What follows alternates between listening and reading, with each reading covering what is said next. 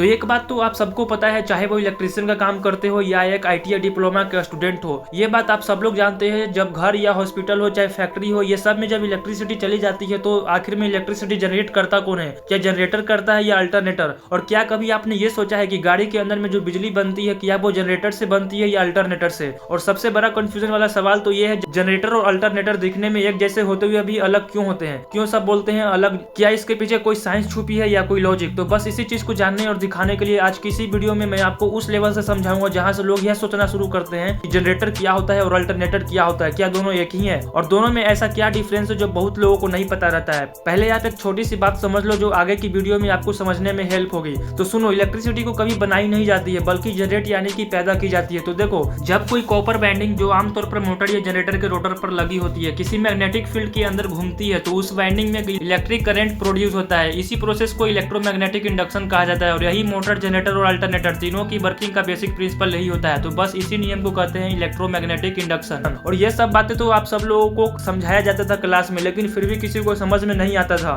तो आप बस इस बात को हमेशा याद रखना, चाहे जनरेटर हो या अल्टरनेटर, दोनों इसी इलेक्ट्रोमैग्नेटिक इंडक्शन नियम पर काम करते हैं। तो अब आपका मेन कंटेंट ये है कि जनरेटर क्या होता है और अल्टरनेटर क्या होता है। पहले ये समझ लो कि जनरेटर क्या होता है। तो देखो, जनरेटर एक ऐसी मशीन है जो मैकेनिकल एनर्जी को इलेक्ट्रिकल एनर्जी में बदल देती है। मतलब कि जनरेटर में लगे डीजल इंजन जब घूमेगा तो उसका शाफ्ट भी घूमेगा और जिससे कि तारों में बिजली भी बनेगी। तो बस इसी मैकेनिज्म को समझना है जनरेटर। जनरेटर में भी कुछ मेन पार्ट्स लगे होते हैं, जैसे कि इंजन डीजल या पेट्रोल वाला होता है, उसके अंदर में रोटर लगा होता है, जो घूमने वाला पार्ट होता है उसको रोटर बोलते हैं, और फिक्स पार्ट वाला जो होता है स्टार्टर होता है उसके साइड में, ठीक है। और उसमें एक ब्रशेस लगा होता है जो डीसी जनरेटर में होता है, और एक एवीआर होता है, ऑटोमेटिक वोल्टेज रेगुलेटर, जो वोल्टेज को रेगुलेट करता है। और फिर जनरेटर सीधे बिजली देता है चाहे उस पर लोड हो या ना हो। और जनरेटर का कहाँ इस्तेमाल होता है ये समझ लो। जनरेटर का यूज ज्यादातर घर में होता है, दुकान में होता है, शादी फंक्शन, फैक्ट्री, हॉस्पिटल, ये सब जगह पर जनरेटर ही यूज होता है। तो ये चीज आपको याद रखना चाहिए कि जनरेटर क्या होता है और जनरेटर का यूज कहाँ कहाँ होता है। तो नेक्स्ट कंटेंट ये है कि अल्टरनेटर क्या होता है। तो अब बात करते हैं कि अल्टरनेटर क्या है। देखो, अल्टरनेटर भी बिजली बनाता है लेकिन थोड़ा स्मार्ट तरीके से। रुको मैं समझाता हूँ आपको सिंपल लाइफ लाइन की एग्जांपल से। जब आप बाइक या कार की इंजन को स्टार्ट करते हैं तो उसमें बैटरी सिर्फ इंजन को स्टार्ट करने में मदद करती है, उसके बाद तो पूरी गाड़ी की बिजली अल्टरनेटर ही तो संभालता है और साथ में बैटरी को चार्ज भी करता है। मतलब ये है कि बिजली जनरेट करने का काम अल्टरनेटर का होता है, बस अल्टरनेटर को घुमाने के लिए बस उसको कोई इंजन होना चाहिए।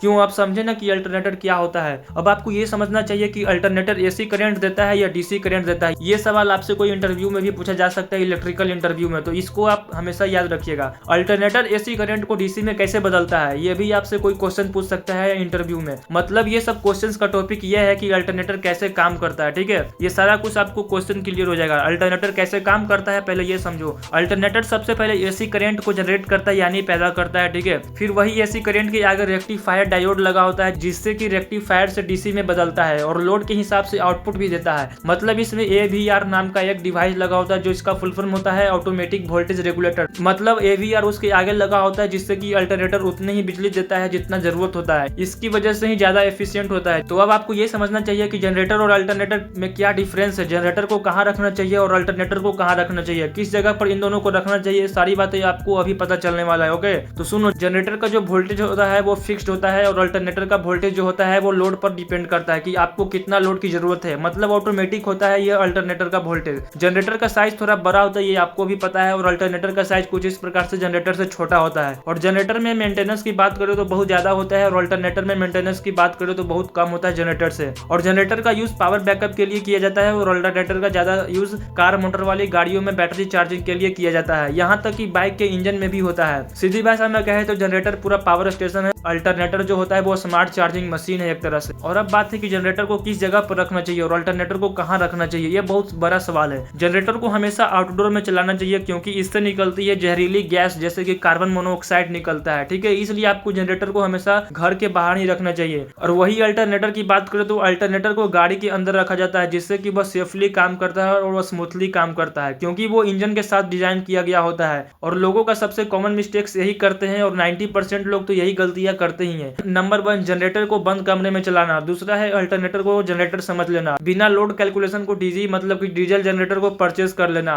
तो ये कॉमन मिस्टेक्स कभी मत करना इस वीडियो को देखने के बाद, और ये वीडियो उनको ही शेयर करना जो कमरे में जनरेटर चलाते हैं, मतलब कि कॉमन मिस्टेक्स करते हैं। ठीक है, तो आज आपने यही सीखा कि जनरेटर क्या होता है, अल्टरनेटर क्या है, दोनों में असली फर्क क्या है, कौन सा कहाँ सही जनरेटर और अल्टरनेटर, ये सभी बातें आप अपने भाइयों के साथ भी बता सकते हैं, कोई दोस्तों को भी बता सकते हैं। अगर आप इलेक्ट्रिशियन हैं या सीखना चाहते हैं तो ये ज्ञान बहुत जरूरी है। अगर आपको यह वीडियो समझ में आया हो तो 1 लाइक तो बनता है। इलेक्ट्रिकल नॉलेज और फील्ड एक्सपीरियंस के लिए चैनल को सब्सक्राइब जरूर करें।